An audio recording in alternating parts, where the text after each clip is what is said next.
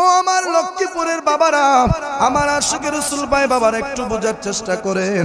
এই যে খিনজির নামক প্রাণী, শূকর প্রাণীটাকে আমার আল্লাহ বানাইছেন নূহ নবীর নৌকার ভিতরে। এবার বলবেন কেন আল্লাহ শূকর বানালেন?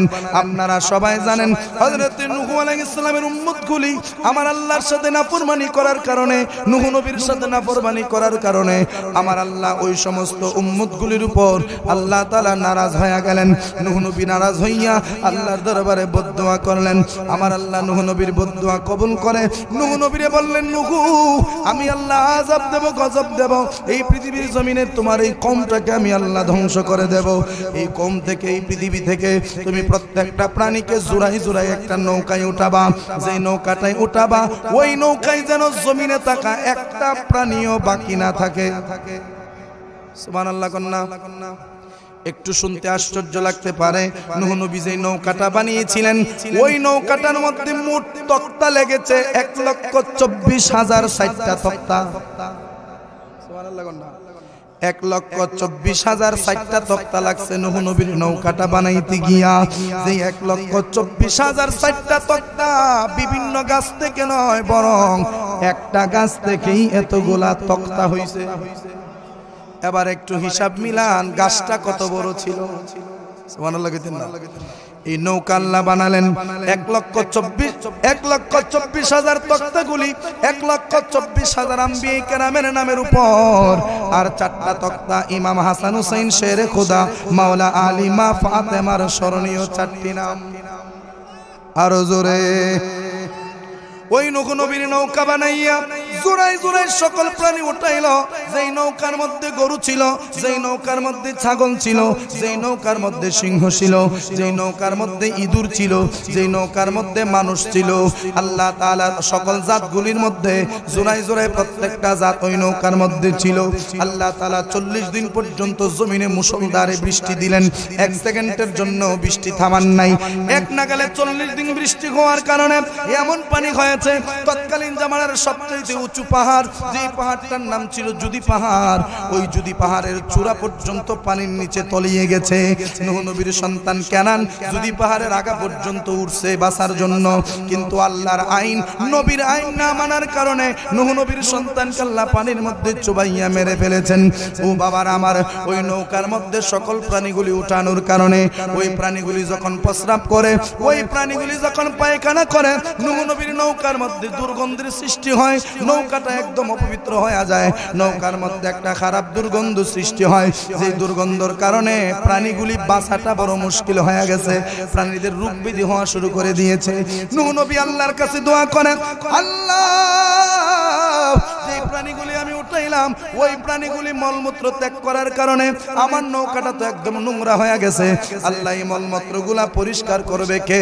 আল্লাহ তাআলা ডাক দেয়া কই, নূহুরে টেনশন কইরো না, সিস্টেম যেহেতু আমি আল্লাহ কয়া দিছি, নৌকা বানানোর কথা যেহেতু আমি আল্লাহ কয়া দিছি, প্রাণীগুলি উঠানোর কথা যখন আমি আল্লাহই বলে দিয়েছি, অতএব প্রাণীর ময়লাগুলি পরিষ্কার করার সিস্টেমটা আমি আল্লাহই দেখায়া দেব। আমার আল্লাহ ডাক দেখো, নূহুরে চিন্তা কইরো না, ওই ময়লা আবর্জনাগুলি পরিষ্কার করার জন্য, আবর্জনাগুলি ভক্ষণ করে ফেলার জন্য আমি একটা প্রাণী বানায়া দিচ্ছি। আল্লাহ তাআলা তৎক্ষণাৎ শূকর নামক প্রাণীটাকে সৃষ্টি করলেন। শূকর নামক প্রাণীটাকে সৃষ্টি করে নূহ নবীর নৌকার ভিতরে পাঠায়া দিলেন। ওই শূকর গোমূত্র যা আছে সবগুলা নিজে খেয়ে ফেলতো। নাউজুবিল্লাহ কন্না। এই শূকর প্রাণীটা মলমূত্র হারাম খাওয়ার কারণে, মলমূত্র নজ্জিস নাপাক নোংরা জিনিসগুলি খাওয়ার কারণে আল্লাহ কয় এই শূকরকে মুসলমান খাওয়ার জন্য বানাই নাই, এই শূকরের গোশত খাওয়ার জন্য বানাই নাই, বরং এই শূকরকে আমি আল্লাহ বানাইছি মলমূত্র খাওয়ার জন্য, রাস্তাঘাট পরিষ্কার রাখার জন্য। তো যেই প্রাণী মলমূত্র খায়, হারাম খায়, ওই প্রাণী খাওয়া মুসলমানদের জন্য হারাম। শূকরে নাপাক খাই দেখা আমার আল্লাহ শূকরের গোশত খাওয়া মুসলমানের জন্য হারাম করছেন। এবার আপনারা বলেন, আমাদের মধ্যে এমন কিছু মানুষ আছে কিনা যারা হারাম খায়?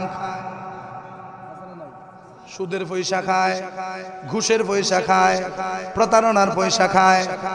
তো গু খাওয়া হারাম, মূত্র খাওয়া হারাম, হারাম টাকা খাওয়াও হারাম।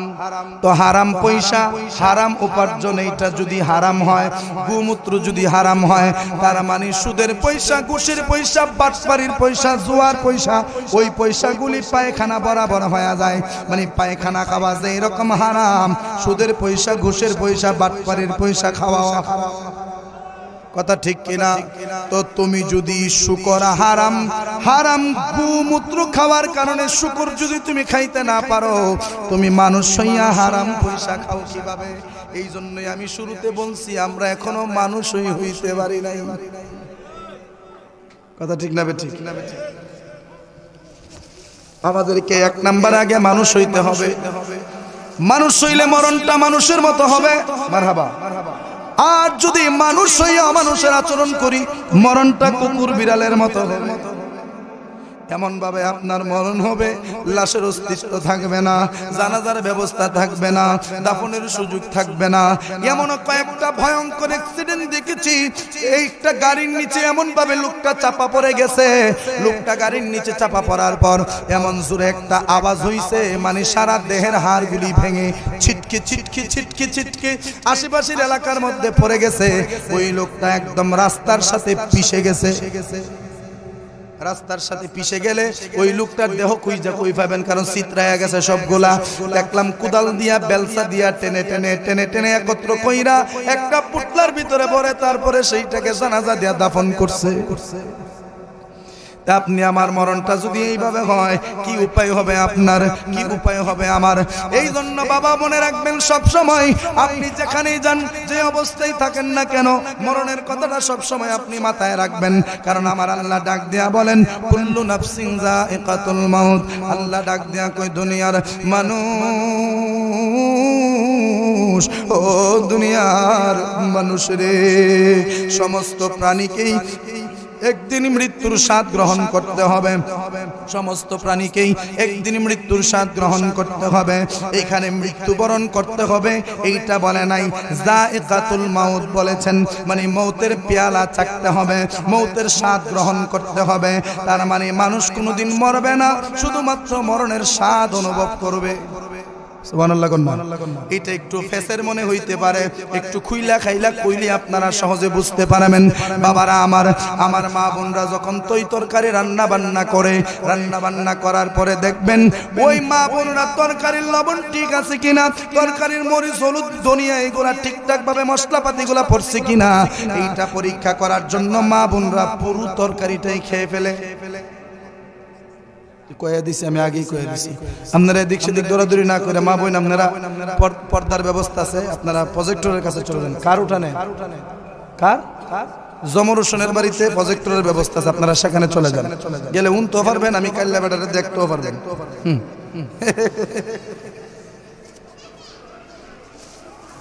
মনোযোগ আছেন আপনারা? বলছিলাম আল্লাহ কয় মরণের স্বাদ গ্রহণ করতে হবে, একটু বোঝার চেষ্টা করবেন। যদি মরতেই হইতো, মরার পরে তো সব শেষ, কিন্তু মরার পরে তো কবর আছে, মরার পরে হাসর আছে, মরার পরে মিজান আছে, মরার পরে ফুলসিরাত আছে, মরার পরে শেষ পরিণতি জান্নাত জাহান্নাম আছে না নাই? তাইলে মরা বেড়ার জন্য জান্নাত জাহান্নাম আবার কিসের? তার মানে মানুষ মরবে না, মরবে তবে মরার স্বাদ গ্রহণ করবে, একটা জগৎ থেকে আরেকটা জগতে যাবে। বলছিলাম আমার মা বোনরা তরকারির স্বাদ টেস্ট করার জন্য পুরো তরকারি খায় নাকি চামিচ দিয়ে একটু জিহ্বায় লাগায়? জোরে কোন?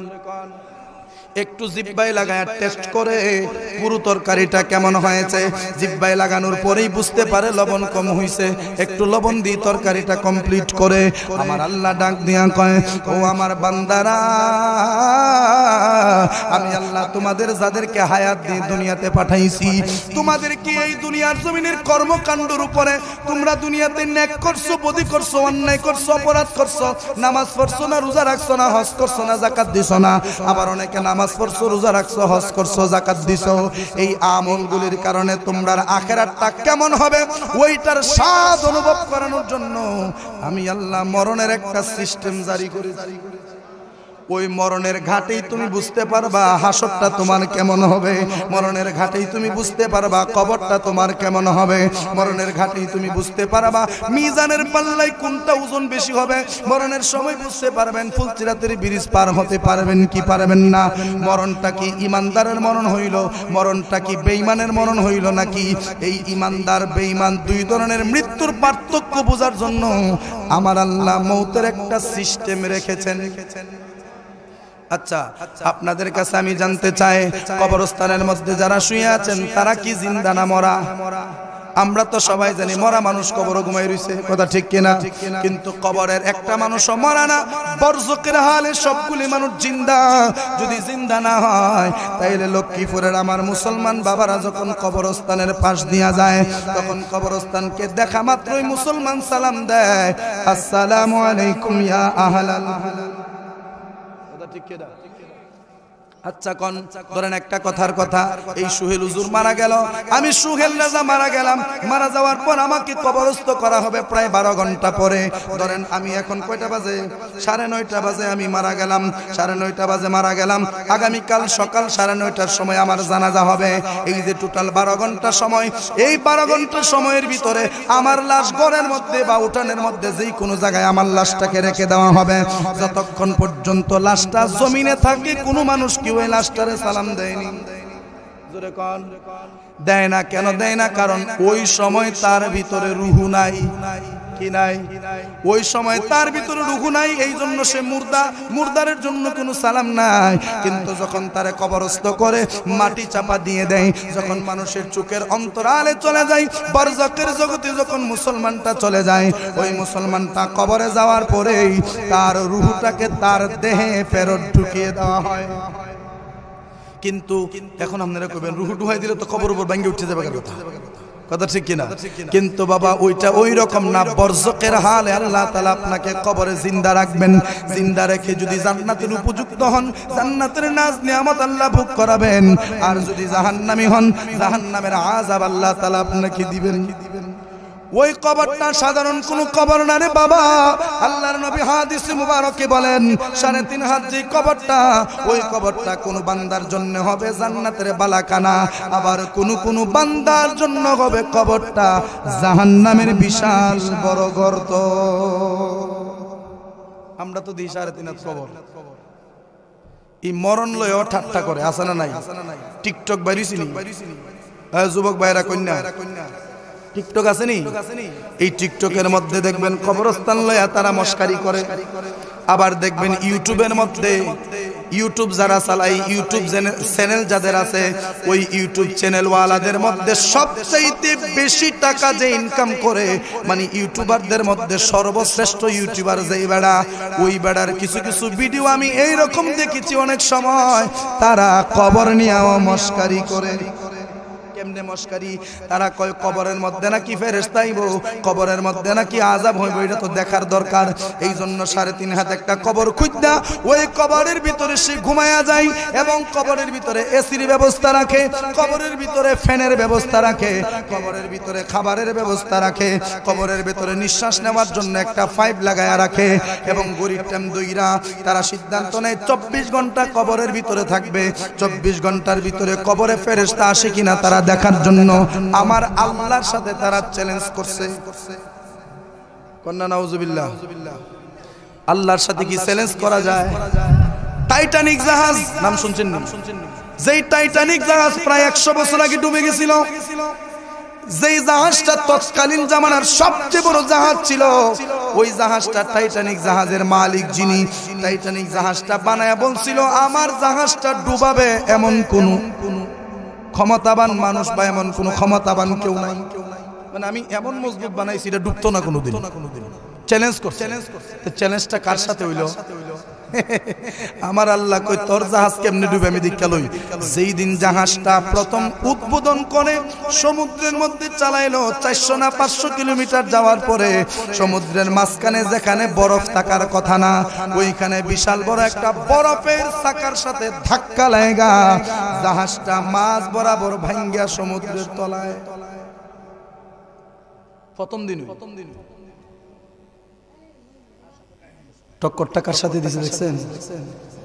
ওই লোকটা ওই ইউটিউবাররা কি করে আল্লাহর সাথে চ্যালেঞ্জ করে কবরের মধ্যে তারা ঘুমায় 24 ঘন্টা থাকবে এই চিন্তা আর উপরে 2-3 রাখছে কয় আমি যখন নিচ থেকে সিগন্যাল দেব তখন তোরা তাড়াতাড়ি আমাকে কবর থেকে তুলবি নালে আবার দম ফুটা লাগে মরে যাবো তো উপরে কয়েকটা কি করছে তারা মাটি চাপা দিয়া ভালো করে মাটি চাপা দিয়া একদম কবর যেইভাবে দেওয়া হয় এইভাবে তারা দাফন করে তারা একটু দূরে সরে গেছে কবরটা সম্পূর্ণ করার সাথে সাথে এমন ঝড় শুরু হয়েছে এমন তুফান শুরু হয়েছে এমন বৃষ্টি শুরু হয়েছে যে বৃষ্টির পানি গড়ায়া গড়ায়া ওই যে একটা পাইপ রাখছিল শ্বাস মারানোর জন্য ওই পাইপে দিয়া পানি ঢুকতে ঢুকতে কবর একদম পরিপূর্ণ হয়ে গেছে ওই লোকটা ওই রকম কোনো সময়ও পায় নাই উপরে লোকগুলারে সিগন্যাল দিয়া নিজের জীবনটা বাঁচাইতো আমার আল্লাহ এমন ভাবে পানি ঢুকালেন কবরের ভিতরে যেই কবরে মজা করার জন্য ঢুকছিল ওই কবরটা তার জন্য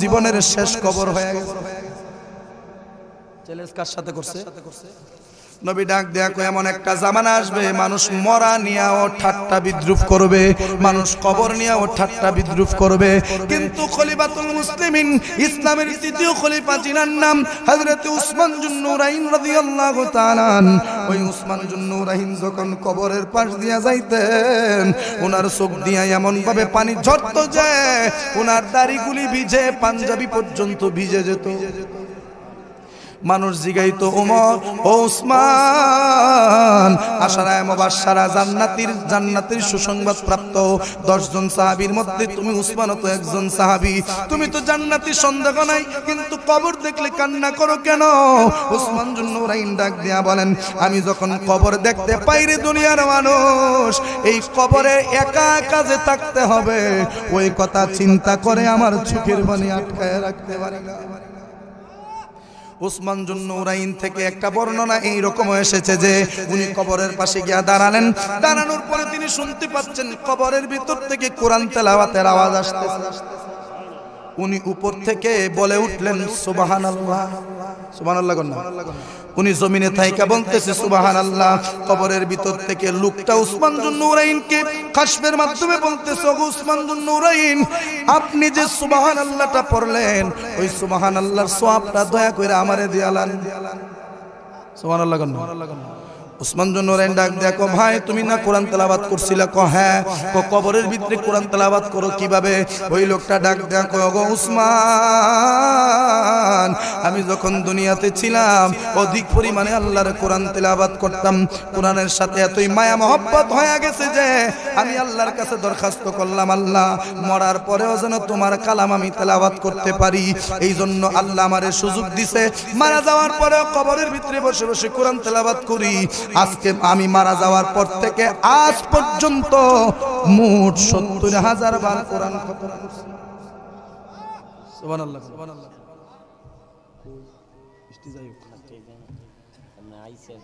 ৭০,০০০ বার আমি কোরআনকে খতম করেছি উসমান যুন্নুরাইন কই তুমি যে ৭০,০০০ বার পড়ছো ওইটার সওয়াব তো তোমার জন্য যথেষ্ট ওই লোকটা ডাক দেয়া বলে ওগো নবীর সাহাবী আমি ৭০,০০০ বার কোরআন পড়ছি ঠিকই কিন্তু একটা নেকিও হয় নাই কেন কারণ আমি তো এখন হায়াতে নাই আমি তো দুনিয়াতে নাই আমি বরজকের জগতে কবরের জগতে তো কবরের জগতে নেকি বদির কোনো ব্যবস্থা নাই নেকি বদি যা করার দুনিয়াতে থাইকাই করা লাগে আপনি যে দুনিয়াতে থাইকা একবার সুবহানাল্লাহ পড়ছেন এই একবার সুবহানাল্লাহ বলার কারণে আপনি যে পরিমাণ নেক পেয়েছেন ৭০,০০০ বার কোরআন খতম করার পরেও ওই সওয়াবটা আমি পাইনি আমরার মধ্যে আসেনি এগুলো অনেক আছে তাসবিহ লয়া সুবহানাল্লাহ সুবহানাল্লাহ জফে কিন্তু তাসবিহ লয়া জফে সুবহানাল্লাহ কবে দূরের কথা কিতাব পড়ে জানেন না তাসবিহ সরা এমন ভাবে তারা টানে আমি তাদের গতির সাথে মিলায়া দেখছি সুবহানাল্লাহ মুগ্ধা বাইরো না কি বাইরো সন সন সন সন সন সন সন সন সন সন কথা ঠিক কি না সুবহানাল্লাহ কইতে গেলে একটু সময় লাগে সুবহানাল্লাহ সুবহানাল্লাহ সুবহানাল্লাহ সুবহানাল্লাহ কিন্তু তারা তাসবিহটা নেমনে এমনেটা লাগি সুবহানাল্লাহ গঞ্জা সোয়ান সোয়ান সোয়ান সোয়ান সোয়ান এইটা করলে তাসবিহ কাম হইব বরং একবার সুবহানাল্লাহ বললে আসমান জমিনের ফাঁকা জায়গা রহমত দিয়ে আল্লাহ বইরা দেয় কবরে যাওয়া লাগবে নিয়ম আইসো ভবে যাইতে হবে মন রে কয়বরে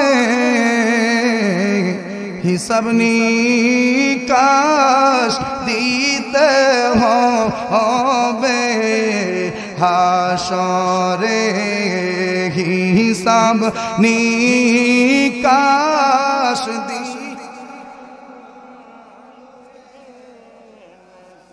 আরে আল্লাহুম্মা মাশাআল্লাহ মুহাম্মাদ ওয়া আলা সাইয়্যিদিনা মুহাম্মাদ ওয়া আলা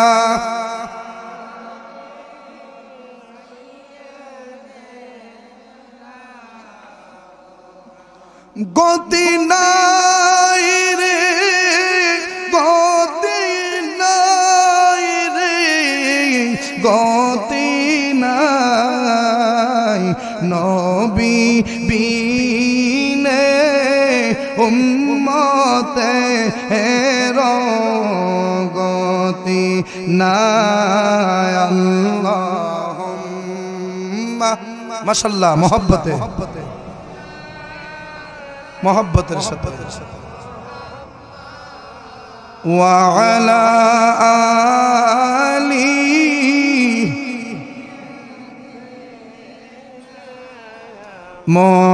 মুহাম্মাদ ওয়া আলা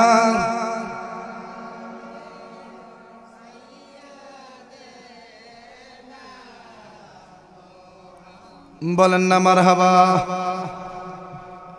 এই কবরে আমাদেরকে যাওয়া লাগবে, যেই কবরের হাত থেকে আমরা কেউ বাঁচতে পারবো না। আল্লাহ কোরআনে বলেন মিনহা খালাকনাকুম ওয়া ফিহা নুঈদুকুম ওয়া মিনহা নুখরিজুকুম তারাতান উখরা। আল্লাহ ডাক দিয়া বলেন এই মাটি থেকেই তোমাদের উৎপত্তি, এই মাটির সাথে তোমাদেরকে মিশতে হবে, আবার এই মাটি থেকেই পুনরায় আমি আল্লাহ তোমাদেরকে জীবিত করব। সুবহানাল্লাহ কন্না। এই মাটি থেকেই তোমাদের সৃষ্টি। এখানে তোমাদের বলতে বা তোমরা বলতে শুধুমাত্র বাবা আদম আলাইহিস সালামকে বোঝানো হয়। শুধু আদম মাটি থেকে তৈরি। সুবহানাল্লাহ। আমরা কেউ মাটির তৈরি, কেউ কি না, আমরা কেউ সরাসরি মাটির তৈরি না। নবী মাটির তৈরি হবে এটা কিভাবে বিশ্বাস করেন আপনি? আচ্ছা কোন যদি বলেন যে মাটি ছাড়া আল্লাহ অন্য কোন জাত দিয়ে আল্লাহ মানুষ বানাইছে না, তাহলে ঈসা নবীর আল্লাহ কোন মাটি দিয়ে বানাইছে? এখন বলবেন না ঈসা নবীর তো মাটি দিয়ে বানাইছে না, ফু দিয়ে বানাইছে। সুবহানাল্লাহ কোন। তে ঈসা নবীরে যদি ফু দিয়া বানাইতারে, আদম নবীরে যদি মাটি দিয়া বানাইতারে, মা হাওয়ারে যদি বাম পাজরের হাড় দিয়া বানাইতে পারে, আমার নবীরে কি নূর দিয়া বানাইতারে না? কেউ করে দলতে বুঝাইতাম কেন? আমার নবীর নূর থেকে গোটা সৃষ্টি জগৎ। সুবহানাল্লাহ কোন। বাবারা আমার, আল্লাহ কয় এই মাটি থেকে তোমাদের উৎপত্তি হয়েছে, এই মাটির পেটেই তোমাদেরকে মরতে হবে, এই মাটি থেকে আবার তোমাদেরকে পুনরায় জিন্দা করব। এই যে কথাটা, এই কথাটা সমস্ত মুসলমানদের আকীদা কি, যে আমার আল্লাহ তাআলা মাটির সাথে মিশে যাওয়া সকল সৃষ্টিকে জিন্দা করার ক্ষমতা রাখেন। কথা ঠিক কিনা? এই যে কথাটা, এই কথাটা হযরতে ইব্রাহিম খলিলুল্লাহ আলাইহিস সালাম উনি প্র্যাকটিক্যাল বোঝার জন্য আমার আল্লাহর কাছে দরখাস্ত করছিলেন। সুবহানাল্লাহ। মজার কথা সামনে আসতেছে বাবা, একটু মনোযোগ দিয়ে শুনবেন। পবিত্র কুরআনুল কারীমের সূরা বাকারার ভিতরে আমার আল্লাহ বলেন ওয়া ইয ক্বালা ইব্রাহিমু রাব্বি আরিনি কাইফা তুহয়িল মাউতা। আমার আল্লাহ ডাক দিয়া বলেন ও দুনিয়ার মানুষ শোনো, আমার নবীকে উদ্দেশ্য করে আমার আল্লাহ বলতেছেন ওয়া ইয, নবীকে আপনি স্মরণ করেন, ক্বালা, যখন বলেছিল ইব্রাহিম আলাইহিস সালাম, যখন ইব্রাহিম আলাইহিস সালাম বলেছিলেন, কি বলেছিলেন? রাব্বি, ও আমার প্রভু, কাইফা, কিভাবে, তুহয়িল মাউতা, তুমি মৃতকে জিন্দা কর। সুবহানাল্লাহ। ইব্রাহিম খলিলুল্লাহ আল্লাহর জিগায়, আল্লাহ মৃতরে তুমি কিভাবে জিন্দা করে একটু বলো না। আল্লাহ ডাক দেয়া কয়, ওগো ইব্রাহিম, তুমি কি বিশ্বাস করো না আমি আল্লাহ যে মৃতরে জিন্দা করতে পারি? ইব্রাহিম নবী ডাক দেয়া কয়, আওয়ালাম তুমিন, আমি অবশ্যই এটা বিশ্বাস করি, এটার উপর আমার ঈমান আছে। তুমি মনিব কি করতে পারো? মৃতকে জিন্দা করতে পারো। কিন্তু রব্বুল আলামিন আমাকে যদি প্র্যাকটিক্যাল তুমি দেখায়া দাও কিভাবে জিন্দা করো, তাহলে আমি ইব্রাহিমের অশান্ত কলবটা শান্ত হয়ে যাবে। আমার আল্লাহ তাআলা তখন হুকুম দিলেন, ও ইব্রাহিম, আমি আল্লাহ মৃতকে কিভাবে জিন্দা করি এটা তুমি দেখতে চাও? জি আল্লাহ, দেখতে চাই।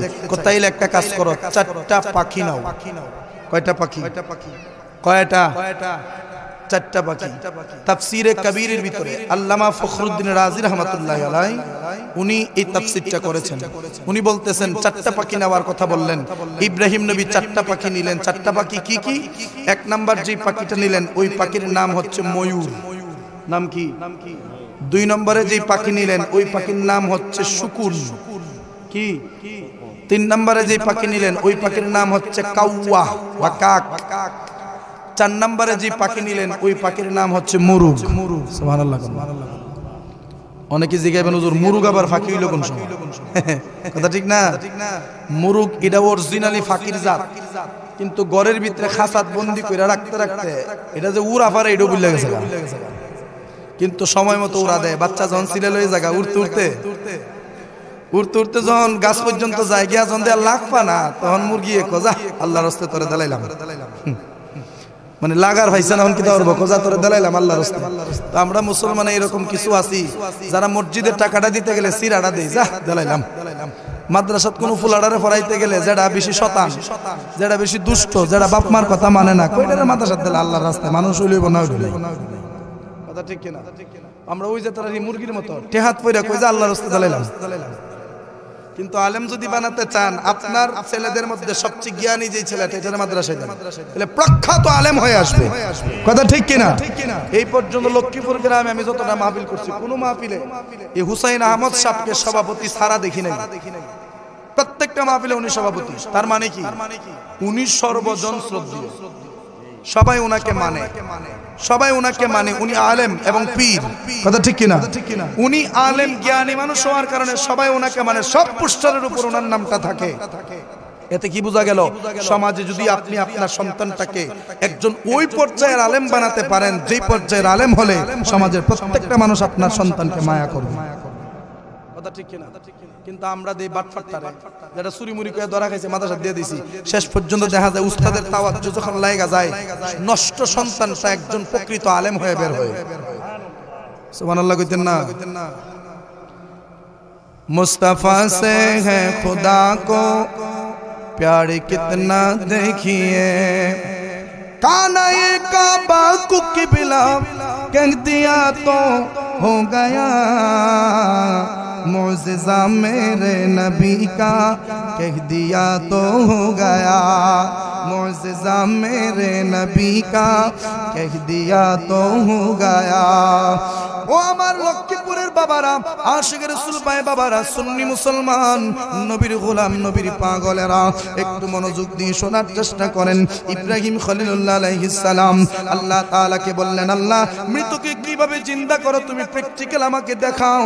আল্লাহ কই, ইব্রাহিম যদি দেখতে চাও তাহলে তুমি 4টা পাখি নাও। 4টা পাখি নিয়া ওই 4টা পাখিকে তুমি জবাই করো। জবাই করে পাখিগুলাকে টুকরা টুকরা টুকরা টুকরা করে 4টা পাখির গোশতকে তুমি একত্র করে মিক্সার করে নাও। 4টা পাখির গোশতকে একত্র করে ওই গোশতগুলা পাহাড়ের চূড়ায় দাঁড়ায়া ওই গোশতগুলা পাহাড়ের মধ্যে তুমি ছিটায়া দাও। যেইভাবে জমিনের মধ্যে বীজ আমরা ছিটায়া দেই, এইভাবে তুমি কি করো, গোশতগুলির ছিটায়া দাও। আর তুমি পালক, ওই যে পাখির যে পলকগুলি বা পালকগুলি, যেই ওই যে যেটা কান টান খাচ্ছে আমরা, এই পাখনাগুলি কি করবা, এই পাখনাগুলি থেকে কয়েকটা পাখনা তোমার সাথে রাখো, অথবা ওই পাখিগুলির মাথাটা তোমার হাতে রাখো। রাইখা ওই পাখিগুলির 4টা নাম দিয়া তুমি 4টা পাখিকে জবাই করে টুকরা টুকরা করে তুমি জমিনের মধ্যে ছিটায়া দাও। আর তুমি ছিটায়া দেওয়ার পর ওই 4টা পাখির নাম ধরে তুমি ডাক দাও। ডাক দিলে দেখবা আমি আল্লাহ কিভাবে মরারে জিন্দা করি। হযরতে ইব্রাহিম আলাইহিস সালাতু ওয়াস সালাম চারটা পাখি নিলেন, চারটা পাখি নিয়ে পাহাড়ের চূড়ায় উঠা জবাই করে টুকরা টুকরা টুকরা টুকরা করে ওই গোশতগুলিকে একদম মিক্সার করে নিলেন, মানে কোনটা কোন পাখির গোশত বোঝা যায় না, এইভাবে মিশাইয়া ওই গোশতের টুকরাগুলিকে পাহাড়ের চূড়ার মধ্যে ছিটাইয়া দিলেন। এক একটা গোশতের টুকরা অনেক দূর দূর গিয়া পড়ছে, কোনটা কোন পাখির গোশত বোঝা যায় না, কোনটা কোন পাখির অংশ সেইটা বোঝার কোনো খোঁজ নাই। আমার আল্লাহ ডাক দেখো ইব্রাহিম, এখন আর দেরি কইরো না, এখন তুমি ওই পাখির নাম ধরে ডাক দাও। ইব্রাহিম আলাইহিস সালাম ওই চারটা পাখির নাম ধরে যখন ডাক দিলেন, ইব্রাহিম খলিলুল্লাহ তাকায় দেখে গোশতের টুকরাগুলি যেই যেই জায়গার মধ্যে ছিটরায়া পড়ছিল সকল গোশতগুলি একটা আরেকটার সাথে এরকম অদল বদল হইয়া চারটা পাখি ওনার চোখের সামনে তৈরি হইয়া ওনার চোখের সামনেই উড়ে উড়ে সামনে এসে দাঁড়াইছে। আরো জোরে। আল্লাহ তাআলা কেন ইব্রাহিম নবীর চোখের সামনে দিয়ে উড়ায় আনলেন? এইটার কারণ আছে। যদি ইব্রাহিম নবী হঠাৎ করে দেখতেন চারটা পাখি জিন্দা হয়ে আসছে, তাহলে ইব্রাহিম নবী বলতো আল্লাহ মনে হয় অন্য কোনো পাখি পাঠাইছে, এইগুলা হয়তো জিন্দা হয় নাই। কিন্তু আল্লাহ তাআলা প্র্যাকটিক্যালি ইব্রাহিম আলাইহিস সালামকে দেখানোর জন্য উনার চোখের সামনে গোশতের টুকরাগুলিকে একত্র করলেন। একত্র করে আমার আল্লাহ তাআলা চোখের সামনে জিন্দা করে ইব্রাহিম নবীর সামনে পৌঁছায়া দিলেন। এতে ইব্রাহিম নবীর ঈমানটা এতই মজবুত হয়েছে, কলবের সকল অশান্তি দূর হইয়া কলবটা একেবারে শান্ত হয়ে গেছে। এখানে তাফসিরে কবিরের ভিতরে আল্লামা ফখরুদ্দিন রাজি বলেন, ইব্রাহিম নবী এই চারটা পাখি নিলেন কেন? দুনিয়াতে কি আর কোনো পাখি ছিল না? আচ্ছা, কোন বক দেখতে কালা না সাদা? বগা বগা কালা না সাদা? আর ওই দিক দিয়ে ইব্রাহিম নবী যে পাখি নিলেন নাম কাওয়া। কাওয়া দেখতে বহুত সুন্দর না?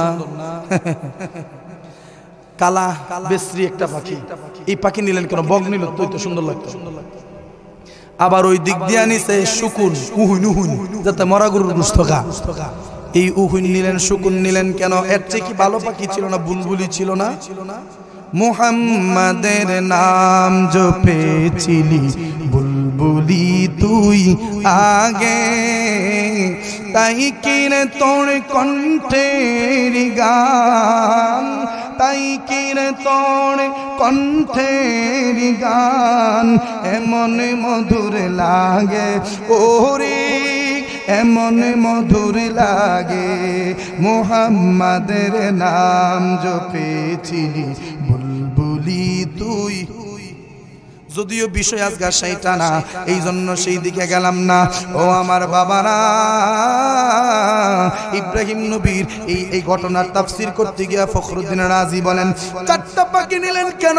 এই চারটা পাখি ছাড়া তো অন্যান্য পাখি ছিল, কিন্তু এই চারটাই নিলেন কেন? এই চারটা নেওয়ার পিছনে, এই চারটা পাখি জবাই করার পিছনে ইলমে তরিকত, ইলমে তাসাউফ লুকায়িত আছে।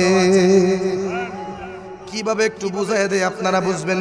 ইব্রাহিম নবী সর্বপ্রথম যেই পাখিটা নিলেন ওই পাখিটার নাম ছিল ময়ূর। ওই ময়ূরের মধ্যে একটা বদ অভ্যাস আছে, ওই বদ অভ্যাসটা কিছু কিছু মানুষের ভিতরেও আছে। ময়ূরের ভিতরে যে বদ অভ্যাসটা, ওই অভ্যাসটা কিছু কিছু আলেমের ভিতরে আছে। ময়ূরের ভিতরে যে অভ্যাসটা, ওই অভ্যাসটা কিছু কিছু পীর বুজুর্গের আছে, কিছু কিছু না, বরং অধিকাংশই পীর বুজুর্গের মধ্যেই ময়ূরের মন্দ স্বভাবটা আছে। ইব্রাহিম নবী ময়ূরটা জবাই করার মাধ্যমে জগতের সকল মুসলমানদেরকে ইব্রাহিম নবী শিক্ষা দিলেন, ওরে মুসলমানের দল, সত্যিকারের মানুষ যদি হইতে চাও, সত্যিকারের সাদা দিলের মানুষ যদি হইতে চাও, ময়ূরের মধ্যে যে মন্দ স্বভাবটা আছে, আমি ময়ূরটারে যেইভাবে জবাই করছি, ময়ূরের ওই মন্দ স্বভাবটা তোমাদের মধ্যে থাকলে তোমরাও ময়ূরের মতো ওই মন্দ স্বভাবটারেও জবাই করবে। স্বভাবটা কি? স্বভাবটার নাম হচ্ছে অহংকার। ময়ূরের ভিতরে কি আছে? রূপের অহংকার আছে না? পেখম যখন তুলে সবচেয়ে সুন্দর ময়ূরকে দেখা যায়, কথা ঠিক কিনা? এই জন্য অনেক সময় আমরা ছোটবেলা ময়ূরের ফাঁক কোরআন শরীফের ভিতরে রাখতাম মুম দিয়া, আর কইতাম এটা বাচ্চা দিব। সব আজগুবি কথাবার্তা। এই ময়ূরের পালক বড় সুন্দর, ময়ূর দেখতে বড় সুন্দর। এই সৌন্দর্যের কারণে ময়ূরের পা যেমন জমিনেই লাগে না এইরকম ভাবে চলাফেরা করে। ময়ূর ডাক দেয়া বলে, দুনিয়ার পাখিরা রে, সব চাইতে আমি বেশি সুন্দর। কিন্তু ময়ূর যখন নিজের পায়ের দিকে তাকায়, লজ্জায় ময়ূরের মাথার মায়া যায়। কথা ঠিক কিনা? কারণ ময়ূর যদিও দেখতে সুন্দর, কিন্তু পাটা দেখতে বড় বেসুন্দর। তো আমাদের অনুভাবে সকল মানুষের ভিতরে অহংকারে ভরা। কথা ঠিক কিনা?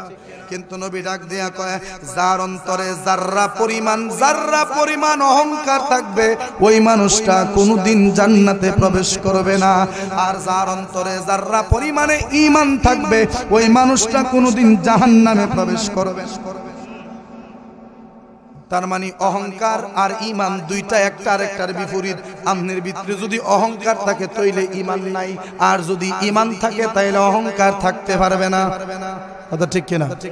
এক পীর আরেক পীরকে দেখতে পারে না, এক পীর আরেক পীরের চাইতে বড় হতে চায়। একজন আলেম আরেকজন আলেমকে দেখতে পারে না, তার চাইতে বড় আলেম হতে চায়। কথা ঠিক কিনা?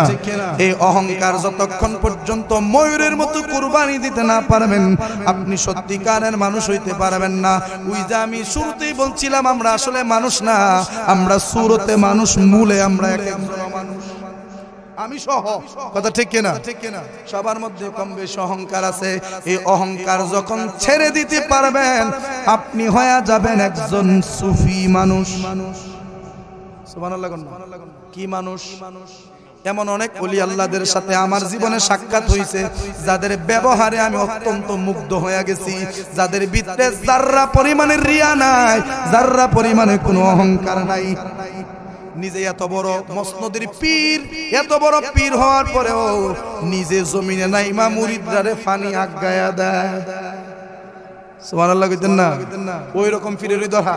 আর কিছু পীর আছে সুবাড়ার অস্ত্রমশা কইরা তাই যে ট্যাঙ্গের উপরে ট্যাঙ্ক তুললা বইছে, মুরিদান পাওয়া ধরছে না কই ধরছে দেখার সময় নাই। কথা ঠিক কিনা? ঠিক।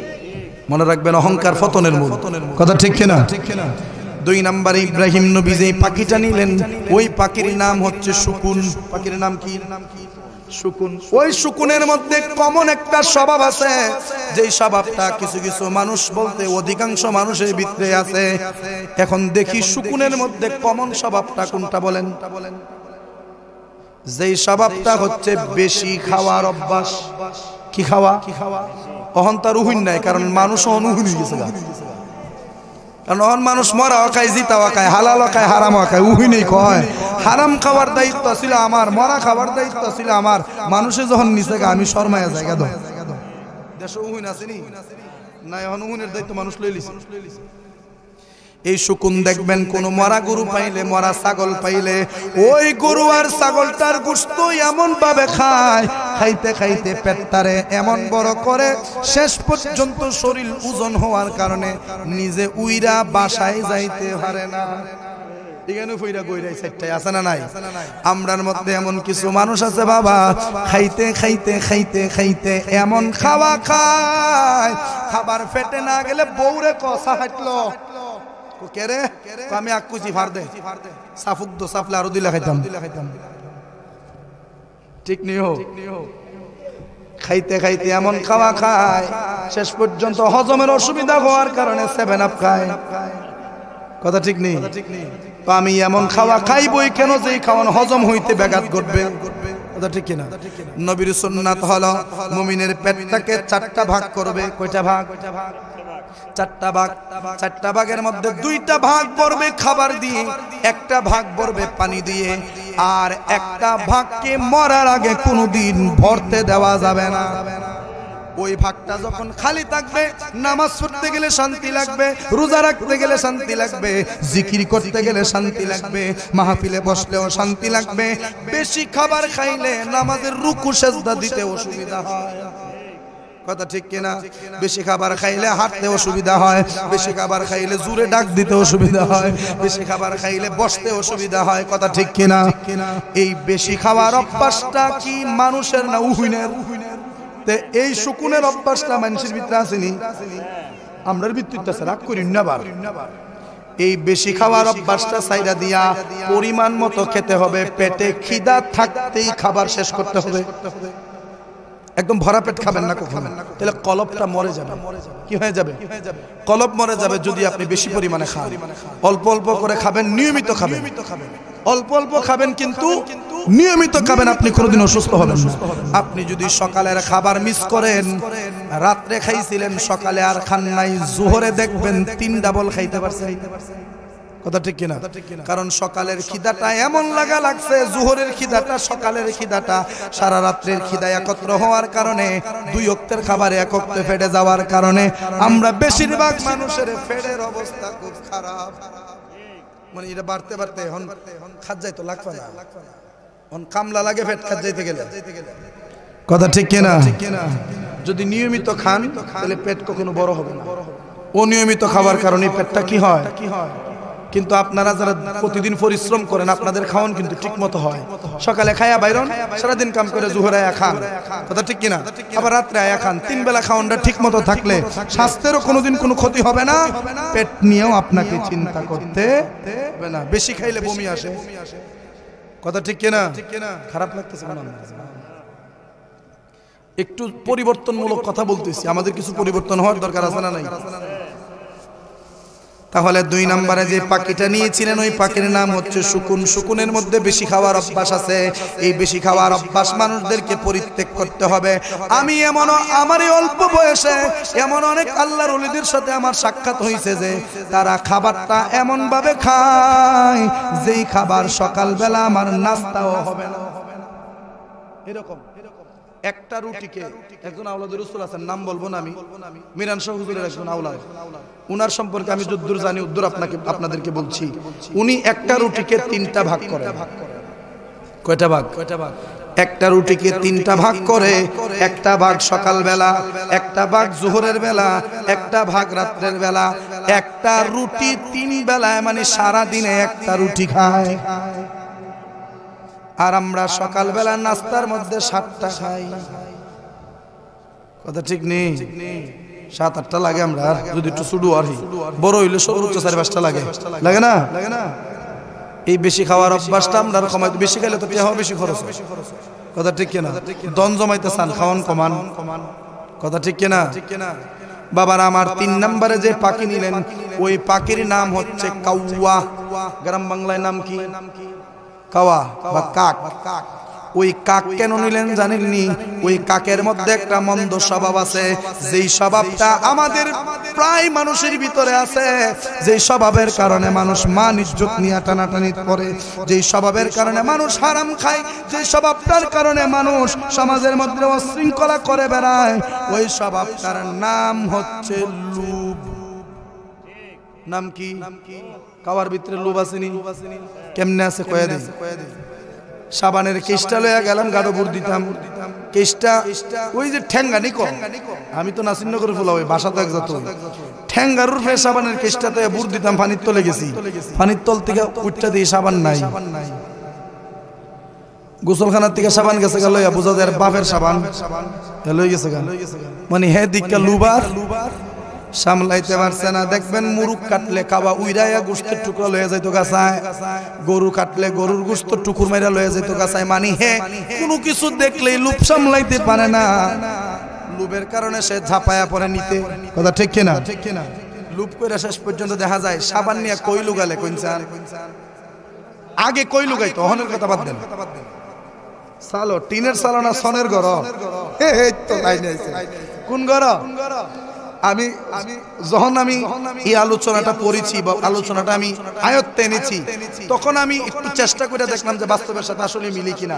সনের ঘর কিন্তু এখনো কিছু কিছু বাড়িতে আছে। ওই সনের ঘরের পাশে গিয়ে একটু অপেক্ষা করলে অনেক সময় দেখবেন চোখের নজরে এটা পড়তেও পারে। কাওয়া যখন সাবানটা টুকুর মাইরা তখন কিন্তু কাওয়ার চোখ বন্ধ থাকে। কাওয়ার চোখ এ চোখ বন্ধ করে আমি লুগিল্লা তৈছি, আমি যখন কেউরে দেখি না আমারও কেউ দেখে না। আমরার মধ্যে এমন কিছু মানুষ আসেনি নিজের গায়ে হাজার দোষ তৈয়া নিজের দোষ না দিকা পড়ার দোষ দেখে। আছে না নাই?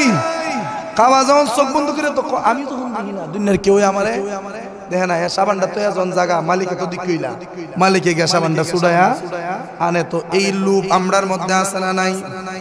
এই লোভের মধ্যে পইরা বাপ সন্তানরে মারে, এই লোভের মধ্যে পইরা সন্তান বাপরে মারে, এই লোভের মধ্যে পইরা ছেলে নারীর জন্য পাগল হয়, এই লোভের কারণে নারী ছেলের জন্য পাগল হয়, এই লোভের কারণে মানুষ ক্ষমতার লোভ মানুষের ভিতরে আছে, টাকা পয়সার লোভ মানুষের ভিতরে আছে, মান সম্মানের লোভ মানুষের ভিতরে আছে, দুনিয়ার বহু প্রকারের লোভ মানুষের ভিতরে আছে।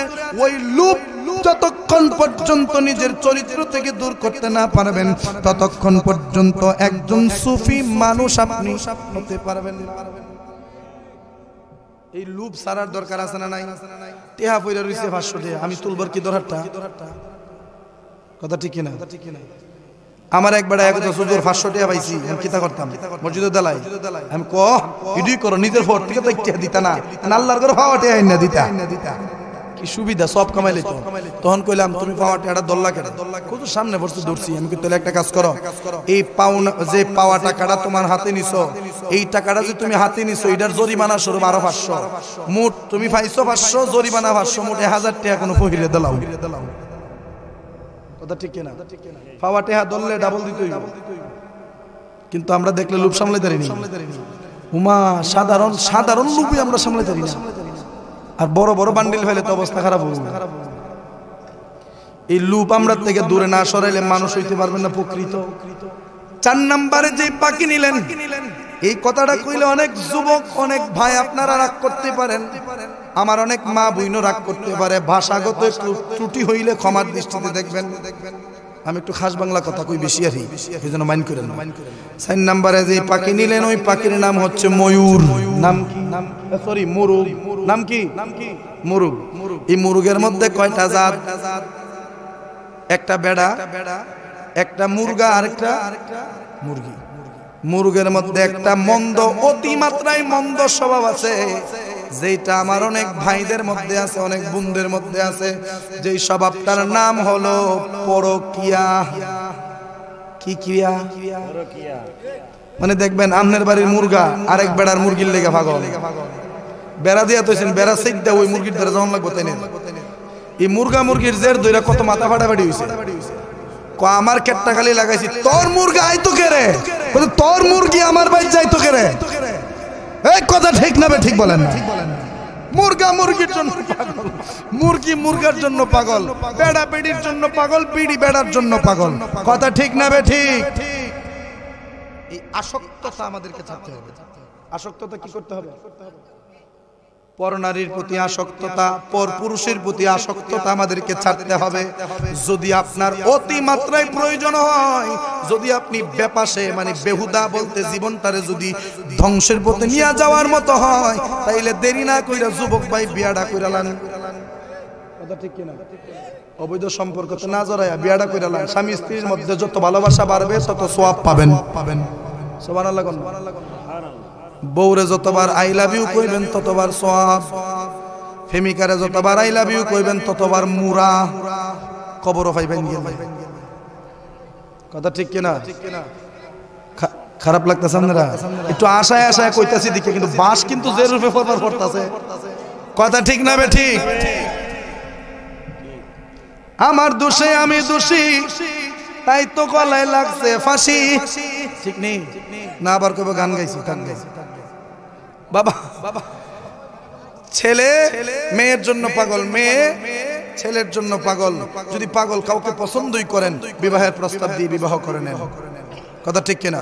আর আপনারা মা বাবা যারা আছেন, মেয়েকে বিবাহ দিবেন, সন্তান উপযুক্ত কিনা এটা দেখেন না। ছেলেটা যদি ভালো হয়, ছেলেটা যদি সচ্চরিত্রবান হয়, তাহলে দেরি না কইরা তাড়াতাড়ি বিয়া দিয়া দেন। রিজিকের মালিককে জোরে বলেন, রিজিকের মালিককে।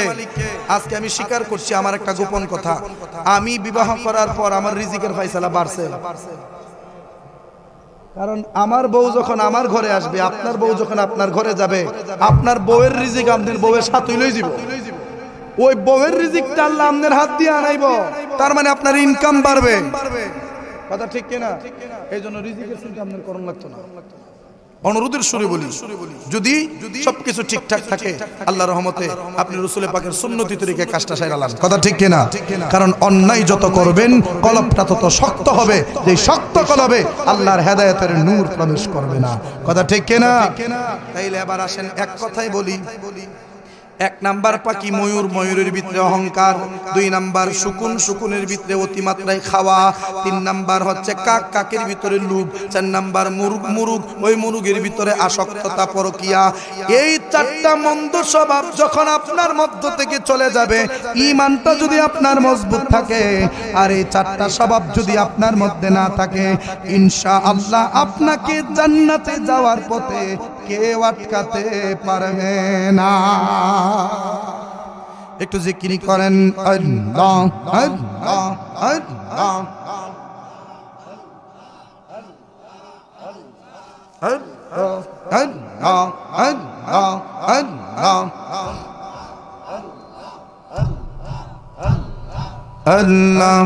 আল্লাহ আল্লাহ আল্লাহ আল্লাহ আল্লাহ আল্লাহ মুর্শিদ মুর্শিদ বইলাই আমার ঘুম আসে না নয়নে, আমারে ভুলি বাগো মুর্শিদকে মনে। মাশাআল্লাহ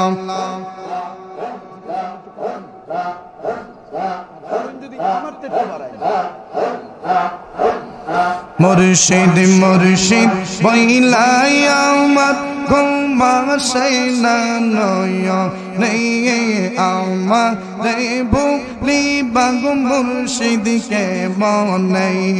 মাশাআল্লাহ আমি তোমায় ভালোবাসি পাগলের মতো, যতই কাঁদাও কাঁদব আমি জনমের মতো। মাশাআল্লাহ আমি তোমায় ভালোবাসি পাগলের মতো, যতই কাঁদাও কাঁদব আমি জনমের মতো। লোক সমাজে যে যাইব লোক সারব না প্রেমী জীবনে, লোক সমাজে যে যাইব লোক ছাড়ব না প্রেমী জীবনে, আমারে বলিবা মাসুম শাহকে মনে। মাশাআল্লাহ মুর্শিদ মুর্শিদ বইলাই আমার ঘুম আসে না নয়নে, আমারে বলিবা মুর্শিদকে মনে। মারহাবা তোমার প্রেমে জইলা পয়রা অন্তর হইল সাই, তোমার প্রেমে কাদিয়া কাদিয়া রজনী কাটাই। মাশাআল্লাহ সবাই মাথা নাড়ায়া জিকির জিকির আল্লাহ আল্লাহ কলবে চাপ দিয়া আল্লাহ আল্লাহ।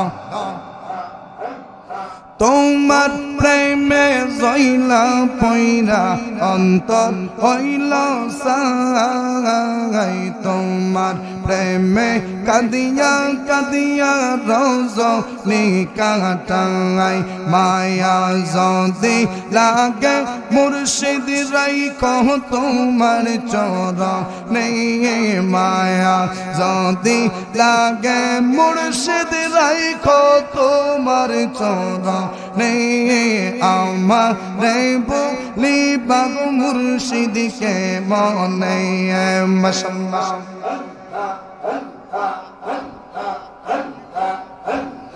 আল্লাহ আল্লাহ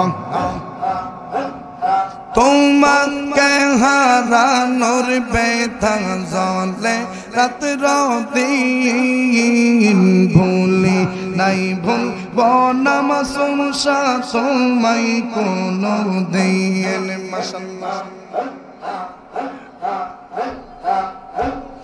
তোমাকে হারানোর ব্যথা জলে রাত দিন, ভুলি নাই বলবো না মিরানশা তোমায় কোনো দিন কবে জানি আসবে সেই দিন চুমা খাবো চোর নেই কবে জানি আসবে সেই দিন চুমা খাবো রাঙ্গা চোর নেই আমার বলি বাগু মুর্শিদকে মনে মারহাবা আল্লাহ আল্লাহ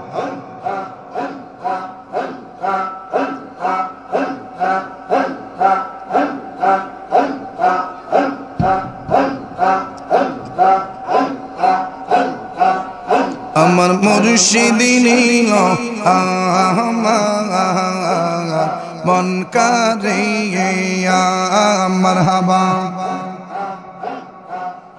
আমার মুর্শিদ নীল আমার মন করে মারহাবা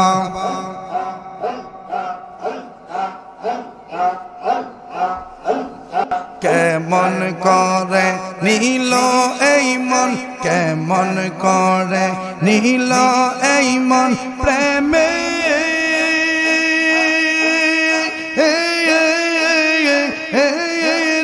ডাক দিয়ে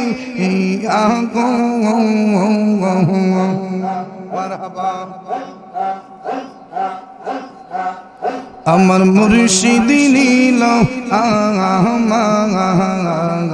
মন করে মারহাবা আল্লাহ আল্লাহ আল্লাহ আল্লাহ নারে তাকবীর এই মন প্রেমে ডাক দিয়ে আমার ফান্দাও কি হুজুর নিল আমার মন করে মারহাবা আল্লাহ আল্লাহ আমার এই মন করলা গহরণ কি রূপ দেখা গাইয়া মারহাবা আমার এই মন করলা গহরণ কি রূপ দেখা গাইয়া সেই রূপের ঝলকে আমার কে যে গেল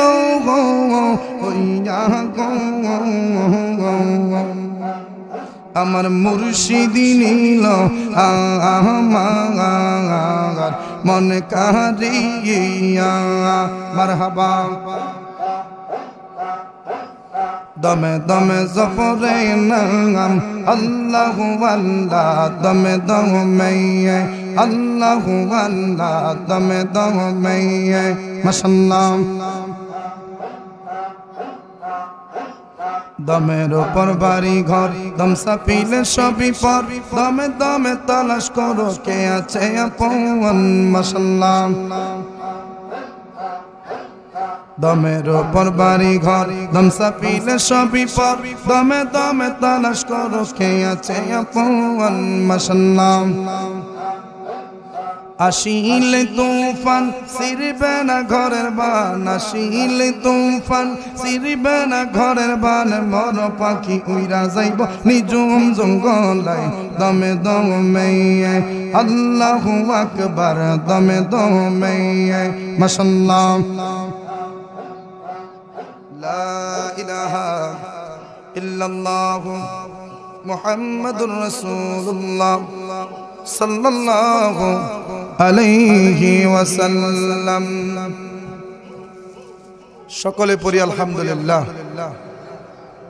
হুজুর চলে আসছেন আমি আমার কথা সামনের দিকে লম্বা করছি না সর্বশেষ কথা হলো হিংসা ওই যে আমি হাদিস বলছিলাম কিন্তু ইয়াকুমুল হাসাদা ওয়া ইন্নাল হাসাদা ইয়াকুলুল হাসানাতি কামা তাকুলুন নারুল হাতাব যেমন ভাবে আগুন লাকড়িকে পুরো কয়লা বানায়া দেয় হিংসা যদি কারো অন্তরে থাকে অহংকার যদি কারো অন্তরে থাকে তার অন্তরের সকল আমল তার আমলনামার সকল আমলগুলি লাকড়ির মতো জ্বলে পুড়ে কয়লা বানায় দেয় এই জন্য হিংসা ছাড়তে হবে, অহংকার ছাড়তে হবে, রিয়া ছাড়তে হবে, সুদ ঘুষ ছাড়তে হবে, নামাজ পড়তে হবে, অহংকার ছাড়তে হবে, লোভ ছাড়তে হবে, পরনারীর প্রতি আসক্ততা ছাড়তে হবে, বেশি খাওয়ার অভ্যাস পরিত্যাগ করতে হবে। এইগুলা পরিত্যাগ করতে পারলেই আপনি একজন সফল মানুষ হতে পারবেন। এর আগ পর্যন্ত আপনি আমি অমানুষ।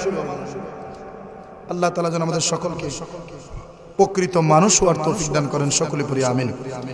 আমার কথাবার্তায় আপনারা কেউ যদি